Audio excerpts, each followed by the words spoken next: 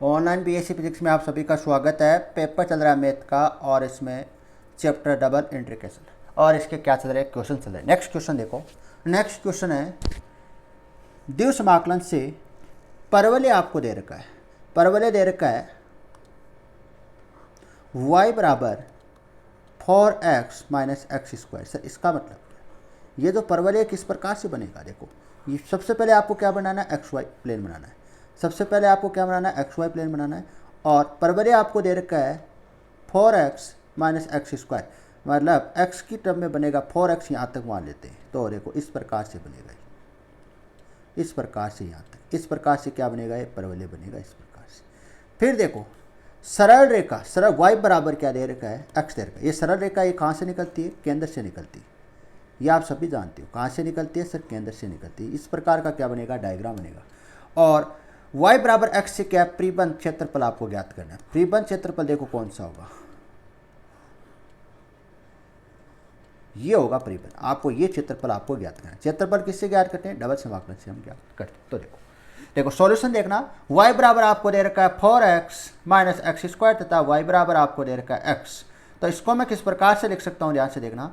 इसको मैं इधर लेके आ रहा हूँ, तो ये प्लस का है तो किसका हो गया, माइनस का हो गया। ये प्लस का है तो ये किसका हो गया, ये माइनस का है तो ये किसका होगा, प्लस होगा। और y बराबर आपको क्या दे रखा है, x दे रखा है। y बराबर आपको क्या दे रखा है, x दे रखा है। तो यहाँ पर देखो, यहाँ पर मैं किस मान रख दूँ, y बराबर क्या रख दूँ, x रख दूँ। ये हमें दिया हुआ है, ये हमें दिया हुआ, तो यहाँ पर आप क्या रखो, x रखो।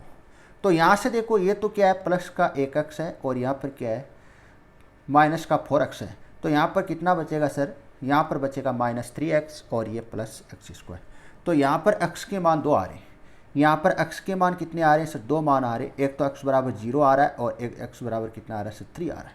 लेकिन सर यहाँ पर देखो, यहाँ पर क्या खास बात है, y बराबर क्या है, x है, x का मान 0, x का मान 0, तो y बराबर भी क्या आ जाएगा, 0 आ जाएगा। x बराबर 3 रखते हैं तो y बराबर क्या आएगा, 3 आएगा। देखो इस समीकरण में आपको रखना है। समीकरण नंबर ए में क्या रखूँ, x बराबर 0 रखूँ और समीकरण नंबर ए में क्या रखूँ, x बराबर 3 रखूँ, तो y का मान क्या आ जाएगा, 3 आ जाएगा। पुनः मेरी बात ध्यान से सुनना, आपके पास क्या है, y बराबर x है, इसको समीकरण नंबर ए दे देना। x का मान पहले x बराबर 0 रखो तो y का मान क्या आ जाएगा, 0 आ जाएगा। इसी प्रकार से x बराबर आप क्या रखो, 3 रखो। कहाँ रखना है, समीकरण नंबर ए में रखना है। तो y बराबर क्या आ जाएगा, 3 आ जाएगा। यहाँ तक आपको किसी प्रकार की दिक्कत नहीं होनी चाहिए, यहाँ तक आपको किसी प्रकार की दिक्कत नहीं होनी चाहिए। जो ये जो परवलय बना है, ये कौन सी समीकरण का बना है, ये जो परवलय बना है ये कौन सी समीकरण का बना है, y बराबर 4x माइनस एक्स स्क्वायर। और ये सरल रेखा है जो केंद्र से निकलती है। y बराबर x कहाँ से निकलती है, ओरिजिन पॉइंट से निकलती है। जो ये बिंदु होगा ये 3 होगा, मतलब यहाँ से लेके देखो, यहाँ से लेके ये 3 पॉइंट पर x बराबर कितना होगा, 3 होगा और y बराबर क्या है, 3 है। तो यहाँ पर जो ये निर्देशांक बनेगा, ये जो पॉइंट P है, मान लेते हैं पॉइंट P, इसके निर्देशांक क्या होंगे, 3 मतलब x दिशा में कितनी दूरी पर है, 3 दूरी पर है और y दिशा में कितनी दूरी पर है, 3 दूरी पर। इसका मतलब ये है।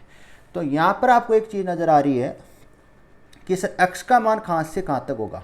x की जो लिमिट है वो x बराबर 0 से x बराबर कहाँ तक होगी सर, 3 तक होगी। x की लिमिट तो आपके आ गई, लेकिन y की लिमिट हमें निकालनी है। तो देखो y की लिमिट के लिए हमें क्या बनाना पड़ेगा, एक पट्टी बनानी पड़ेगी। y की लिमिट के लिए हमें क्या बनानी पड़ेगी, एक पट्टी बनानी पड़ेगी। तो सबसे पहले मैंने क्या बनाई, एक पट्टी बनाई। ये पट्टी कहाँ से स्टार्ट हो रही है सर, इस लाइन से स्टार्ट हो रही है, इस लाइन से स्टार्ट हो रही है। तो इस लाइन, ये लाइन किसके, ये लाइन है y बराबर x। तो एक लिमिट तो क्या हो गई, y बराबर x हो गई, तथा दूसरी लिमिट देखो ये किसके, यहाँ से लेके यहाँ तक है। तो कहाँ टच हो रही है सर, यहाँ पर टच हो रही है। ये किसका समीकरण है, ये रहा। तो ये दूसरी लिमिट होगी y बराबर 4x माइनस एक्स स्क्वायर। यहाँ तक आपको किसी प्रकार की क्या नहीं होनी चाहिए, दिक्कत नहीं होनी चाहिए। यहाँ तक आपको किसी प्रकार की क्या नहीं होनी चाहिए, दिक्कत नहीं आनी चाहिए। तो लिमिट में आपको किसी प्रकार की दिक्कत नहीं होनी चाहिए, लिमिट में दिक्कत नहीं होनी चाहिए। फिर आप क्या रख दो, यहाँ पर मान रख दो। ये तो देखो, ये तो किसकी लिमिट है, x की लिमिट है और ये y की लिमिट है और dx और dy। देखो यहाँ पर देखो ये क्या आ रहा है, x की टर्म आ रही, किसकी टर्म आ रही है सर, x की टर्म आ रही। तो किसके सापेक्ष होगा सर, dy के सापेक्ष होगा समाकलन। किसके सापेक्ष होगा, dy के सापेक्ष समाकलन होगा। अगर यहाँ पर y की टर्म आती, किसकी टर्म आती, y की टर्म आती, तो किसके सापेक्ष होगा, dx के सापेक्ष होता है। लेकिन यहाँ पर टर्म है वो किसकी आ रही है सर, x की आ रही है। तो सीधी सी बात है, dy के सापेक्ष क्या होगा, समाकलन यहाँ पर होगा। तो देखो सबसे पहले किसके सापेक्ष करना है, dy के सापेक्ष करना है। तो dy का अवकलन क्या होता है, y होता है, आप सभी जानते हो। तो ये y हो गया। फिर क्या करना है, अपर लिमिट रखनी है और माइनस लोअर लिमिट रखनी है। तो यहाँ पर एक देखो माइनस का x है और यहाँ पर प्लस का क्या है 4x है।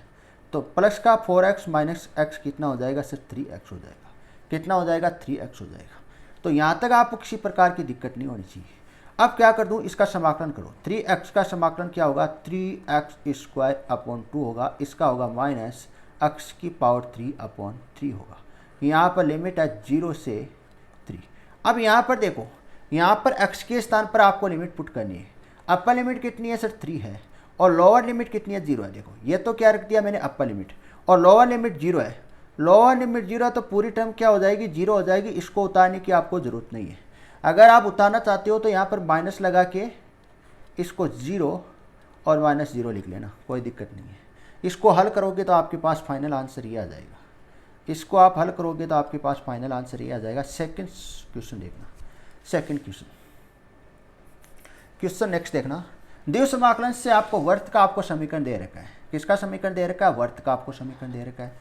तथा रेखा x + y बराबर प्रथम चरण में परिबंध क्षेत्रफल आपको प्रथम चरण में आपको क्या निकाला है, प्रथम चरण दे रखा है और इसमें परिबंध क्षेत्रफल का आपको क्या ज्ञात करना है, क्षेत्रफल आपको ज्ञात करना है। परिबंध क्षेत्र का आपको क्या ज्ञात करना है, क्षेत्रफल ज्ञात करना। पुनः ध्यान से सुनना, द्विव समाकलन से आपको वर्त का समीकरण दे रखा है तथा रेखा x + y बराबर a द्वारा प्रथम चरण में परिबंध क्षेत्र का क्षेत्रफल ज्ञात करना है। क्या ज्ञात करना है, परिबंध क्षेत्र का क्षेत्रफल आपको ज्ञात करना है।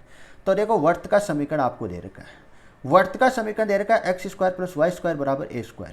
अब इसको मैं क्या भेज दूँ, इधर भेज दूँ। इसको इधर भेजने पर आपके पास y का मान ये आ जाएगा। y का मान आपके पास ये आ जाएगा। और यहाँ पर देखो x + y बराबर क्या a है, x + y बराबर क्या a है। ये समीकरण हम देखेंगे। ये समीकरण में ग्राफ किस प्रकार से बनेगा ध्यान से देखना।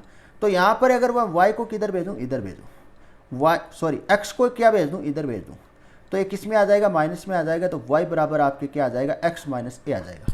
यहाँ तक आपको किसी प्रकार की दिक्कत नहीं होनी चाहिए। अब देखो जो ये तो क्या बन रहा है, वर्त बन रहा है। प्रथम चरण कौन सा है यहाँ से, सर ये है प्रथम चरण। ये कौन सा चरण है सर, प्रथम चरण है। कौन सा चरण, प्रथम चरण है। आगे ध्यान से देखना। और जो आपने लिखा है x + y बराबर a, इसका जो ग्राफ बनेगा वो किस प्रकार से बनेगा, इसका बनेगा ध्यान से देखना x + y बराबर a। देखो सबसे पहले आपको क्या बनाना है, xy प्लेन बनाना है। क्या बनाना है, xy प्लेन बनाना है।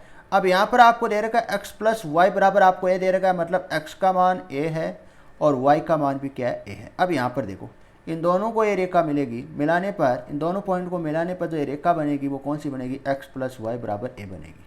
कौन सी बनेगी, x + y बराबर a रेखा बनेगी।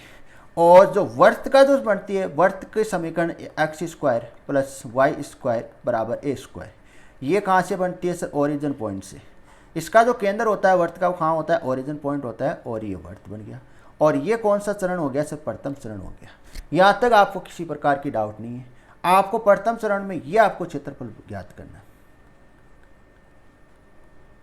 यहाँ तक आपको किसी प्रकार की दिक्कत नहीं। देखो x का मान आप कहाँ से लेके कहाँ तक निकालोगे। देखो सर x का जो मान है, x की जो लिमिट है वो 0 से मेजर करनी है आपको। कहाँ तक जा रही है सर, a पॉइंट तक जा रही है। कहाँ तक जा रही है सर, a पॉइंट तक जा रही है।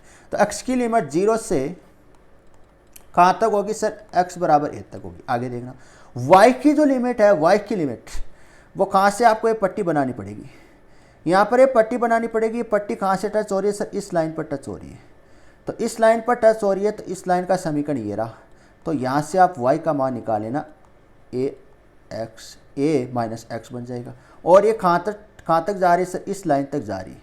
तो इस लाइन से समीकरण, इस लाइन का ये समीकरण है, इस लाइन का समीकरण आपको दे रखा है। यहाँ से y का मान निकालोगे आप,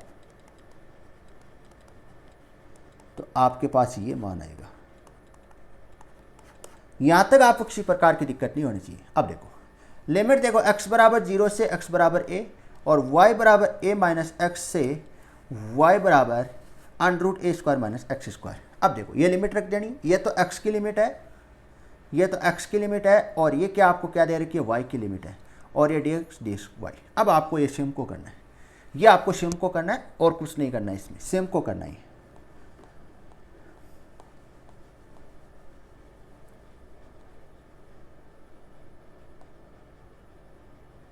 ये फार्मूला यूज हुआ है यहाँ पर, ये बार बार हो रहा है ये फार्मूला। देखो ये फार्मूला मैंने सबसे जो चैप्टर स्टार्ट किया था वहाँ पर मैंने आपको बता दिया है।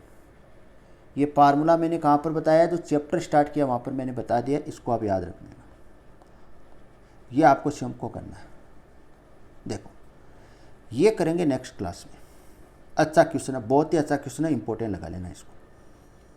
इसका जो डायग्राम है वो इस प्रकार से है, इसको ढंग से समझेंगे। देखो